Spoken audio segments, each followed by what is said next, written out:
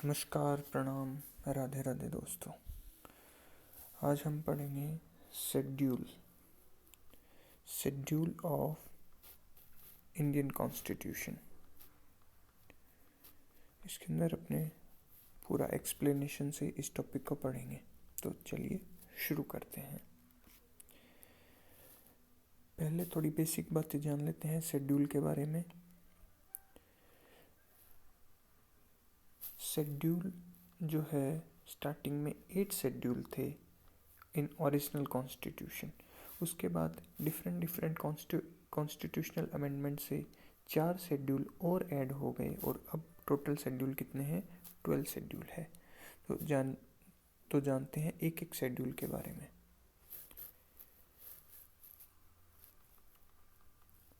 देखिए, schedule first में क्या है? शेड्यूल फर्स्ट के अंदर the name of state and their territorial jurisdiction, कितने स्टेट हैं, कितनी उनकी टेरिटरी, उनका जुरिस्डिक्शन क्या है, वो अपने फर्स्ट शेड्यूल में जानेंगे।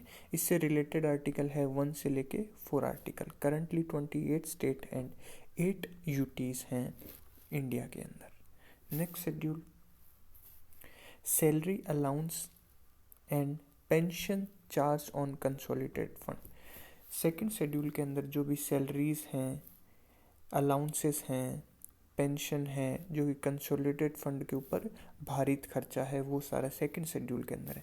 इसके अंदर ये थोड़ा सा इम्पोर्टेंट हो जाता है, ये कई बार पूछते हैं एग्जाम्स के अंदर कि भाई इनमें से कौन कौन से जो चार्ज हैं वो कंसोलिडेटेड फंड ऑफ इंडिया के ऊपर भारित हैं। इसके अंदर मेनली 9 टाइप के आते हैं। पहला क्या है? President of India, governor of state, deputy speaker and speaker of Lok Sabha, chairman and deputy chairman of Rajya Sabha, speaker and deputy speaker of legislative assembly, the chairman and deputy chairman of legislative council of state and the जजेस of supreme court, the जजेस of high court. इधर एक catch है, जजेस of high court की जो salary है वो तो स्टेट के ऊपर बेस्ड है, लेकिन इनकी जो पेंशन है वो हाई कोर्ट की जो पेंशन है वो कंसोलिडेटेड फंड ऑफ इंडिया के ऊपर क्या है? भारित है। ठीक है। फिर बाद में कैग, इन नो की क्या है? कंसोलिडेटेड फंड ऑफ इंडिया के ऊपर भारित है। एक बार और देखते हैं इनको अच्छे से, इनको एक बार थोड़ा अच्छे से देखते हैं। तो कौन कौन से ऐसी चीज़ें हैं, कौन कौन से ऐसे पर्सन हैं जिनकी salary consolidated fund of India के ऊपर भारित है एज पर सेकंड शेड्यूल? कौन कौन से हैं? प्रेसिडेंट ऑफ इंडिया है, वाइस प्रेसिडेंट है, स्पीकर या deputy speaker of Lok Sabha, chairman and vice chairman of Rajya Sabha. ये कितने हो गए? 4 और 2 6। अब उसके बाद में और ऐड करते हैं जजेस of high court and supreme court. एक ये चीज़ नोट करना, इनके जो हाई कोर्ट की है इनकी सिर्फ पेंशन्स चार्ज होती है, ना कि एक्चुअल जो सैलरी होती है। और CAG और लास्ट क्या है? कैग। 9 हो गए। इसमें याद रखना, इलेक्शन कमीशन ऑफ इंडिया की जो सैलरी है वो सेकंड शेड्यूल के अंदर नहीं आती, और UPSC की जो सैलरी है वो भी सेकंड शेड्यूल के अंदर नहीं आती। ऑल्दो UPSC की salary is charged on consolidated fund of India, लेकिन ये सेकंड शेड्यूल के अंदर नहीं आती। तो ये बेसिक बात थोड़ी सी ध्यान रखने की ज़रूरत है। चलो, अभी तक कोई दिक्कत नहीं। शेड्यूल 1 एक बार और देख लेते हैं। इसके अंदर नेम ऑफ स्टेट है, आर्टिकल 1 और 4 के लिए, और शेड्यूल 2 के अंदर सैलरी एंड अलाउंसेस दिए गए हैं। नेक्स्ट चलते हैं आगे। शेड्यूल 3 के अंदर क्या है? ओथ्स दी गई हैं। शेड्यूल 3 के अंदर क्या है? ओथ किस किस की है? यूनियन मिनिस्टर की हैं, candidate for election parliament, MP, जजेस of supreme court, controller, editor and journal of India, state minister, candidate of minister of state legislature, member of state legislature, जजेस ऑफ हाई कोर्ट। इनको learn करने के लिए एक rhythm में learn करते हैं, जैसे कि पहले बात करते हैं सेंटर की, फिर स्टेट की। सेंटर के अंदर जो भी कैंडिडेट होता है उसकी, फिर कैंडिडेट बाद में मेंबर बनता है, उसकी शपथ, उसकी ओथ, फिर उसके बाद में मिनिस्टर बनता है, उनकी ओथ। वैसे ही स्टेट के अंदर जो कैंडिडेट होता है उसकी ओथ, फिर मेंबर बनता है उसकी ओथ, और फिर मिनिस्टर बनता है उनकी ओथ। 6 तो अपने इधर क्लियर हो गए, ठीक है। फिर उसके बाद में देखते हैं, फिर कैग की इसके अंदर हो जाएगी, सुप्रीम कोर्ट के जजेस की इसके अंदर हो जाएगी, और हाई कोर्ट के जजेस की इसके अंदर हो जाएगी। 3 3 6 इधर हो गए ये 6, और ये 3 इधर 9 के, ठीक है। जैसे दोबारा देखो, सेंटर के अंदर पहले क्या होता है, कैंडिडेट होता है, तो कैंडिडेट की ओथ आ जाएगी। कैंडिडेट के बाद में मेंबर बनते हैं तो मेंबर की ओथ आ जाएगी। मेंबर के बाद में मिनिस्टर बनते हैं तो मिनिस्टर की ओथ आ जाएगी। ऐसी स्टेट के अंदर कैंडिडेट की ओथ आ जाएगी, फिर मेंबर की ओथ आ जाएगी, फिर मिनिस्टर की ओथ आ जाएगी, फिर CAG की आ जाएगी, कैग की आ जाएगी, फिर सुप्रीम कोर्ट के जज की आ जाएगी, फिर हाई कोर्ट के जज की आ जाएगी। इन 6 की इनके अंदर ओथ आ जाएगी। शेड्यूल 3 में के अंदर ये है बेसिक चीज़ें, ठीक है। I hope it's clear. Next, हाँ, एक और चीज़ बात याद रखने की है कि शेड्यूल 3 के अंदर जो लोकसभा का जो स्पीकर होता है उसकी कोई अलग से ओथ नहीं होती, सेपरेट ओथ नहीं होती, क्योंकि वो ओथ क्या लेता है, as a member of parliament. अगर वो लोकसभा के स्पीकर हैं तो लोकसभा के मेंबर की तरीके से ओथ लेंगे। और वैसे ही चेयरमैन है, ऑल्दो जो राज्यसभा का चेयरमैन डी फैक्टो होता है वाइस प्रेसिडेंट। डी फैक्टो क्या होता है, वाइस प्रेसिडेंट। तो इनकी ओथ शेड्यूल 3 के अंदर नहीं होती, आगे आ जाएगा, देख लेंगे।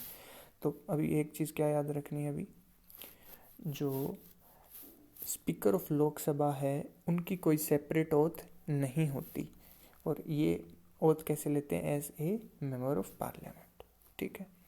शेड्यूल 3 के अंदर किन किन की ओथ नहीं है, बाकी प्रेसिडेंट की ओथ नहीं है शेड्यूल 3 के अंदर, वाइस प्रेसिडेंट की नहीं है, और गवर्नर की नहीं है। इन तीनों की शेड्यूल 3 के अंदर ओथ नहीं है, ये एक इम्पोर्टेंट बात है। इनकी ओथ, प्रेसिडेंट की ओथ जो है आर्टिकल 60 में है, वाइस प्रेसिडेंट की ओथ आर्टिकल 69 में है, और गवर्नर की ओथ 159 में है। एक बार और देखते हैं किन किन की ओथ नहीं है, किन किन की ओथ नहीं है इसके अंदर, किन की नहीं है, प्रेसिडेंट की नहीं है, प्रेसिडेंट की नहीं है, वाइस प्रेसिडेंट की नहीं है, एंड गवर्नर की नहीं है। प्रेसिडेंट की आर्टिकल 60, वाइस प्रेसिडेंट की आर्टिकल 69, और गवर्नर की आर्टिकल 159। ये सारी चीज़ें ये दे रखी है, गवर्नर की आर्टिकल 159, इन सब में क्या है, ऑथ है। अब आगे नेक्स्ट चलते हैं। होप आर्टिकल 3 क्लियर हो गया। हाँ, इसके अंदर भी ऐसे ही है, those official who do not take oath. Oath कैसे, लोकसभा का स्पीकर ओथ नहीं लेता, वो मेंबर की तरीके से ओथ ले लेता है। विधानसभा का जो स्पीकर होता है वो भी नहीं लेता। प्रेसिडेंट और वाइस प्रेसिडेंट इनकी ओथ अपने अपने आर्टिकल में, प्रेसिडेंट के 60 के अंदर है, वाइस प्रेसिडेंट के 69 के अंदर है, और गवर्नर की कौन से में, आर्टिकल 159 के अंदर है। देन राज्यसभा का चेयरमैन, विधान परिषद का चेयरमैन, ये सारे नहीं लेते। चेयरमैन एंड डिप्टी चेयरमैन इनकी ये भी ओथ नहीं लेते, ये एज ए मेंबर ले लेते हैं। अटॉर्नी जनरल और एडवोकेट जनरल की भी कोई ओथ नहीं होती शेड्यूल 3 के अंदर। फिर नेक्स्ट शेड्यूल 4 के अंदर क्या बताया गया है, allocation of seat in Rajya Sabha के अंदर जो सीट एलोकेट की गई है वो बताया गया। The allocation of seat in Rajya Sabha will be based on the population. ये किसके ऊपर बेस्ड है, पॉपुलेशन के ऊपर बेस्ड है। ये थोड़ा सा ध्यान रखने वाली बात है। For state and union territory, इसके जो रिलेवेंट आर्टिकल है आर्टिकल 4 एंड आर्टिकल 80, ठीक है। चेंजेस मेड इन, जो भी चेंजेस फर्स्ट शेड्यूल में होंगे और फोर्थ शेड्यूल में होंगे उनको are not consider constitutional amendment, इनको कॉन्स्टिट्यूशनल अमेंडमेंट नहीं माना जाएगा। शेड्यूल फर्स्ट के अंदर क्या था, याद करो, शेड्यूल फर्स्ट के अंदर क्या था, state and state and union territories थी, जो कि आर्टिकल 1 से लेके 4 थे, उनके बारे में डिटेल दे देता है। अभी कितने स्टेट हैं 28 एंड यूटीज कितने हैं 8, ये भी पूछा जाता है, तो इसको भी थोड़ा ध्यान रख लीजिए। बेसिक नॉलेज है लेकिन कई बार नहीं आता।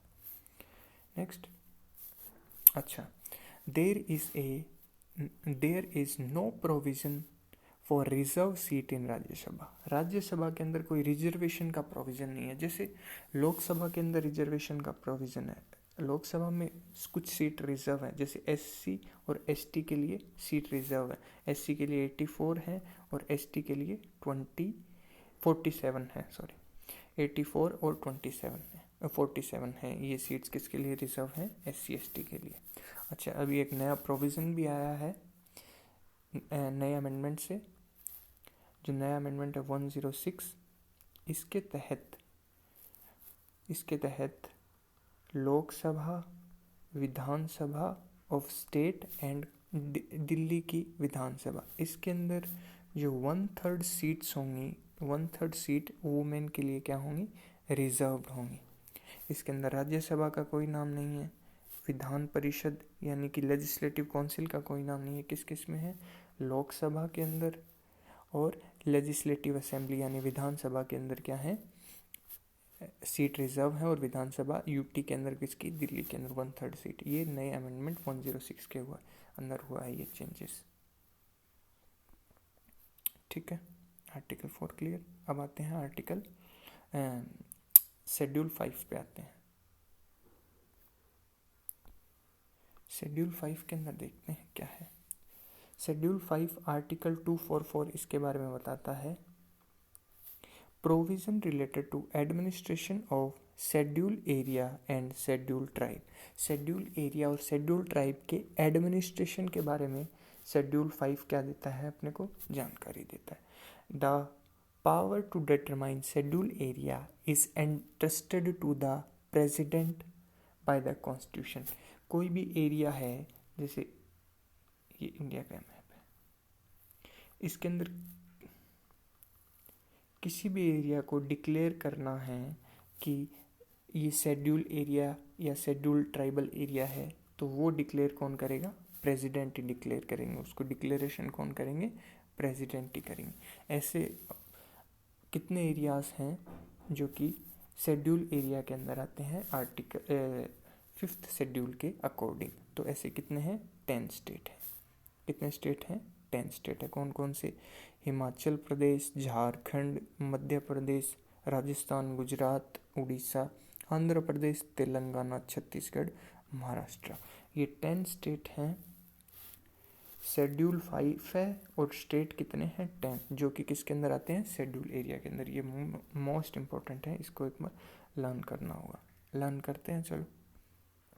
ये मैप के अंदर देखते हैं कौन कौन से ये स्टेट्स हैं। Let me put the map. Map के अंदर देखते हैं कौन कौन से मैप थे। एक तो गुजरात, ये एक साथ ही हैं, सारे आसपास ही हैं, तो एक बार ध्यान से देखना। राजस्थान सबसे पहले क्या है? राजस्थान।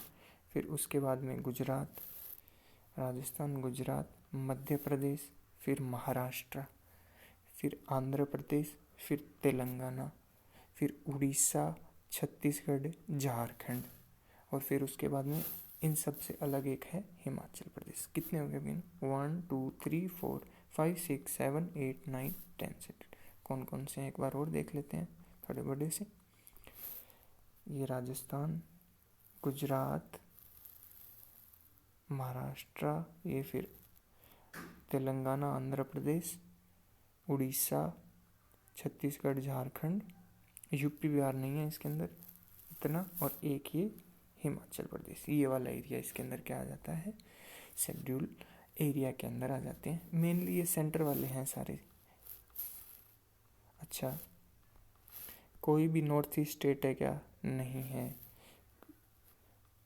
जम्मू कश्मीर या इनमें से कोई, लद्दाख में से नहीं है, इनमें से भी कोई नहीं है, यूपी बिहार भी नहीं है। तो ये ध्यान रखना, पेपर में याद भी नहीं आता, तो एक बार इसको थोड़ा गौर से देख लो।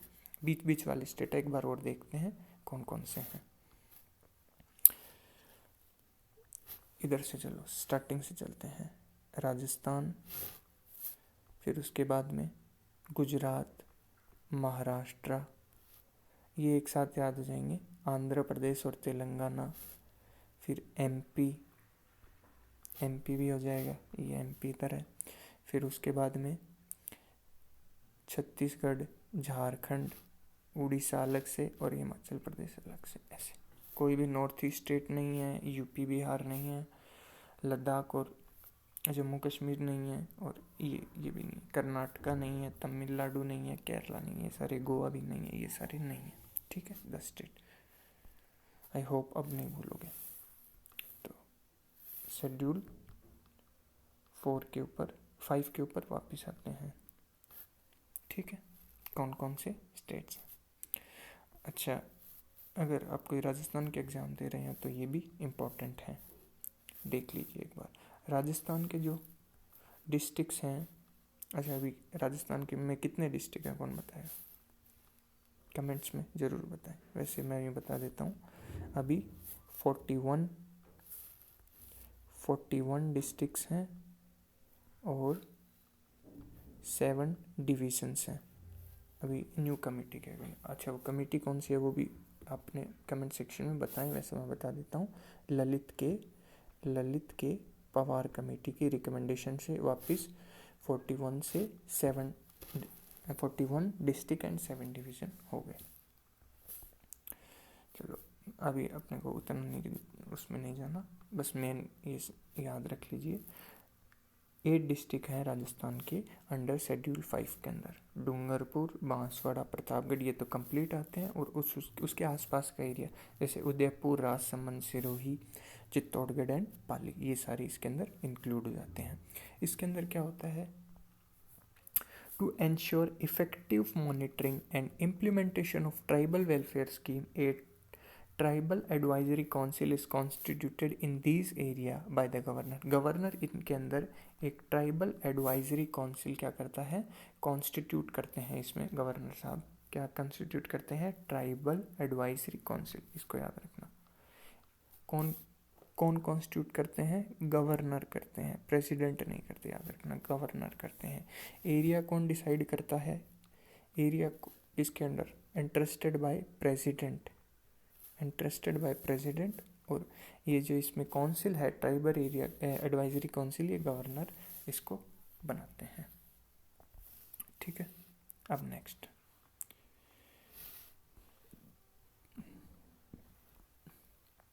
अच्छा, अभी ट्राइबल एडवाइजरी काउंसिल पे आ जाते हैं। ट्राइबल एडवाइजरी काउंसिल अभी देखिए कौन बनाते हैं, गवर्नर बनाते हैं। हालांकि जो एरिया है वो डिसाइड कौन करते हैं, प्रेसिडेंट करते हैं। Tribal advisory council constitute in state that have schedule area, ऐसे स्टेट में बनती है जिसके अंदर शेड्यूल एरिया है अंडर शेड्यूल 5। कितने स्टेट्स हैं, 10 स्टेट हैं, ये याद रखना, 10 स्टेट है। इसके अंदर टोटल कितने मेंबर होते हैं, 23 मेंबर्स होते हैं। 3/4 of the member are ST representative from the legislative assembly, 3/4 ST representative होते हैं लेजिस्लेटिव असेंबली से। Then the council duty is to advise on matter related to welfare and advancement of scheduled tribe in the state as specified by the governor. ये सारी चीज़ें हैं। In state where there are scheduled tribe but no scheduled area, the council can constituted under president direction. अच्छा, ऐसे state जो कि schedule area के अंदर नहीं आते, यानी कि इन 10 स्टेट के अलावा जो स्टेट्स हैं वो नहीं आते और उनके अंदर ट्राइबल एडवाइजरी काउंसिल बनानी है, तो वो कौन बनाएगा, प्रेसिडेंट के डायरेक्शन के ऊपर बनेंगे। If the number of ST representative in the legislative assembly is less than required council seat, then the remaining seat will be filled by other ST member. ये तो आ गया होगा समझ में। अगर 20 में से 3/4, 20 का 3/4 कितना होता है, 15 मेंबर। अगर 15 मेंबर लेजिस्लेटिव काउंसिल में नहीं हो पा रहे एसटी के, तो बाकी के जो 15 में से, जैसे मान लीजिए 10 मेंबर हुए, तो बाकी जो 5 मेंबर और हैं वो कोई भी एसटी के मेंबर को बनाया जाएगा अलग को, लेकिन होने किसके चाहिए, एसटी के होने चाहिए। नेक्स्ट फिर आगे चलते हैं। The president can constitute a commission for the welfare of ST and for the management of schedule area. Commission भी बना सकते हैं वेलफेयर ऑफ शेड्यूल एरिया का, जो कि रिकमेंडेशन करते हैं कि किसी चीज़ के लिए क्या बेहतर है, किसके लिए क्या बेहतर है, जो जो रिकमेंडेशन होगी शेड्यूल एरिया के अंदर वो बताएंगे। तो फर्स्ट कमीशन कब बना? 1960 के अंदर, under the chairmanship of U N Dhebar. इन्होंने रिपोर्ट कब दी? 1961 में। पहला कमीशन कब बना? 1960 के अंदर। चेयरमैन कौन थे? यूएन डेबर, और रिपोर्ट इन्होंने दी 1961 के अंदर। फिर सेकंड कमीशन, अभी तक 2 ही कमीशन बने। सेकंड कमीशन एस्टेब्लिश कब हुआ? 2002 under the chairmanship of Dilip Singh Bhuria. Report इन्होंने 2004 में दी। ये थोड़ा इंपॉर्टेंट कमीशन हो जाता है, तो इसको थोड़ा ध्यान रखें, क्योंकि इनके रिकमेंडेशन में से ही पैसा जो एक्ट आता है उसके अंदर थोड़ा चेंज आया। Panchayati Raj extension schedule area act 1996 के अंदर कुछ चेंज है। Was brought for expansion of Panchayati Raj का एक्सपांड करना in areas of 5th schedule. Panchayati Raj का भी स्कोप इनके अंदर शेड्यूल 5 के अंदर इंपॉर्टेंट रोल बनाना। नेक्स्ट फिर आ जाता है शेड्यूल 6 के अंदर। शेड्यूल 6 भी वेरी वेरी इंपॉर्टेंट है। इसके अंदर हाल ही में मांग भी चल रही है कि Ladakh want to add in the schedule 6। देखते हैं अभी कौन कौन से स्टेट्स हैं, वो सारी चीज़ें देखते हैं। Provision related to administration of tribal area, ये भी एडमिनिस्ट्रेशन ऑफ ट्राइबल एरिया का, वो भी एडमिनिस्ट्रेशन, लेकिन इसके अंदर ज़्यादा एक्सटेंसिव है, इसके अंदर ज़्यादा शेड्यूल ट्राइब है, ये ज़्यादा क्रिटिकल है, इसलिए इसके अलग से इसको शेड्यूल में बनाए। इसके अंदर कौन कौन से हैं स्टेट? आसाम, मिजोरम, मेघालय, त्रिपुरा। इसको ATM से याद रखते हैं, ATM और M, ठीक है। इसके अंदर थोड़े पिछड़े इलाके या शेड्यूल ट्राइब बहुत ज़्यादा होती है, उसके इसमें इंक्लूड करते हैं। कौन कौन से? आसाम, त्रिपुरा, मेघालय, मिजोरम। मणिपुर है क्या? नहीं है, याद रखना। मणिपुर के पास मनी इसके अंदर ही है, तो उसके इतना पैसा है तो इसमें आने की ज़रूरत नहीं है, तो नहीं है उसके अंदर, ऐसे याद रख लेना। कौन कौन से हैं? आसाम है, मिजोरम है, मेघालय है एंड त्रिपुरा है। ये सारे क्या हैं? शेड्यूल 6 के अंदर इसके अंदर इंक्लूड होंगे। इन्होंने अपनी अपनी एक ऑटोनोमस काउंसिल्स बना रखे हैं। Under this schedule 10 autonomous council are functioning in these 4 state. 4 state के अंदर 10 ऑटोनोमस डिस्ट्रिक्ट काउंसिल है। कोई भी डिस्ट्रिक्ट ज़्यादा क्रिटिकल होता है तो वहाँ पे बना दी जाती है, ज़्यादा इंपॉर्टेंट होता है। तो आसाम के अंदर 3 है, बोडोलैंड, कार्बी एंगलोंग, दिमा हसाऊ ऑटोनोमस काउंसिल, ये सारी आसाम की हैं। देन फिर मिजोरम की चकमा ऑटोनोमस काउंसिल, लाओ ऑटोनोमस काउंसिल, मारा ऑटोनोमस काउंसिल, ये सारी इसके अंदर। फिर मेघालय के अंदर गारो हिल्स, खासी हिल, जैंतिया हिल, ये सारे क्या हो जाएंगे? फिर मेघालय के हो जाएंगे। नेक्स्ट आते हैं फिर एक त्रिपुरा की, Tripura tribal area autonomous council. एक बार इसको थोड़ा डिटेल से देख लेते हैं, ऑटोनोमस काउंसिल क्या होती है, समझ में आ जाएगा। For each autonomous district there will be district council which will consist of 30 member. कितने member? 30 member, important, 30 member. 4 member will be nominated by governor. The remaining 26 member will be elected based on adult franchise। 4 तो governor nominate करेंगे, बाकी 26 is elected based on adult franchise। अच्छा, adult franchise मतलब vote. अच्छा, voting right कौन से article में आता है बताओ कमेंट सेक्शन में, पॉज करके। आर्टिकल 326 होता है, ऐसे पूछ लेते हैं। वोटिंग राइट इसे ए विच राइट, फंडामेंटल राइट और कॉन्स्टिट्यूशन राइट, तो आर्टिकल 326 के अंदर हैं। तो हाँ, इसके ऊपर अभी डिसीजन भी आ रखे हैं, तो इसको कॉन्स्टिट्यूशन राइट भी मानते हैं और फंडामेंटल राइट कुछ डिसीजन के अंदर ऐसा देखा गया है कि इसको फंडामेंटल राइट, बाकी मोर करेक्ट कौन सा? कॉन्स्टिट्यूशन राइट भी है। The term of elected member, ये जो इलेक्टेड मेंबर होंगे इनके 5 ईयर टर्म होगी, बाकी 4 governor decide, unless the council is dissolve earlier, अगर काउंसिल डिसॉल्व नहीं होती है। And nominated member will hold office until the pleasure of governor। Functions of council, council के फंक्शंस देख लो। The council can make law on matter such as land, forest, canal, shifting, cultivation, village administration, marriages, divorce, inheritance of property, social custom. ये सारे laws बनाती हैं जो कि वहाँ की जो बेसिक सोशल और इकोनॉमिक चीज़ें होती हैं, कस्टम्स होते हैं उनके ऊपर with in the jurisdiction. But all this law required governor approval. ये सारे करते तो काउंसिल है, लेकिन इन सबको किसका अप्रूवल चाहिए? Governor approval. ये एक बार इंपॉर्टेंट बात। The council establish village council और court to resolve inter tribal disputes. The council can assess and collect land revenue. The council can construct primarily school, dispensaries, market, fisheries, roads, etc. ये सारी क्या बनाते हैं, construct करते हैं.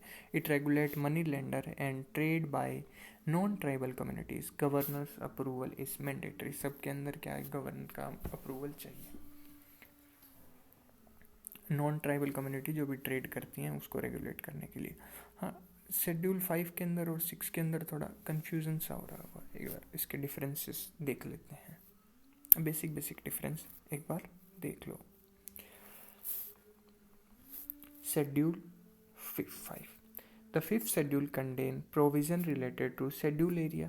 These provisions are primarily for the tribal area of the state except those included in schedule 6. जो schedule 6 के नहीं अंदर नहीं है, ऐसे ट्राइबल एरिया जो शेड्यूल 5 के अंदर है उनके लिए जो प्रोविजंस हैं वो सारे इसके अंदर लागू होते हैं. वो सारे चीज़ इसके अंदर प्रोविजंस हैं. शेड्यूल 6 के अंदर प्रोविज़न किस किस के लिए हैं? आसाम, मेघालय, त्रिपुरा, मिजोरम के लिए जो ट्राइबल एरियाज हैं.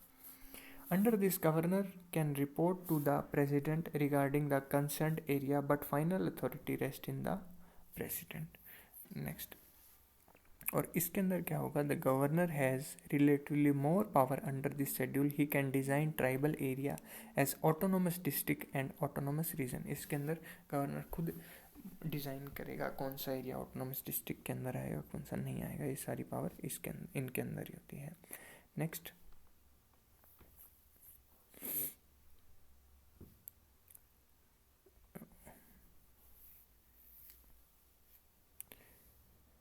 There is a provision of tribal advisory council for such area. Tribal advisory council it composed of, इसके अंदर कितने मेंबर होते हैं? 20 मेंबर होते हैं, जिसके अंदर 3/4 कौन से मेंबर होने चाहिए? एसटी के मेंबर होने चाहिए, जो कि लेजिस्लेटिव असेंबली से. अगर लेजिस्लेटिव असेंबली में 3/4 मेंबर कंप्लीट नहीं हो रहे तो कोई भी एसटी के मेंबर चलेंगे. इसके अंदर क्या होगा? ईच डिस्ट्रिक्ट, हर डिस्ट्रिक्ट के अंदर एक डिस्ट्रिक्ट काउंसिल और रीजनल काउंसिल बनेगी. जिला परिषद के पास मैक्सिमम, जिला परिषद कैन हैव 30 मेंबर. 30 मेंबर से 4 तो नॉमिनेट करेंगे governor and other member are elected on the basis of adult franchise.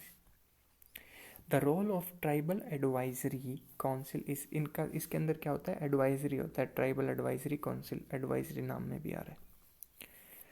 In comparison to the tribal advisory council, there is a relatively more important administration. इनके पास कुछ ज़्यादा power होती है.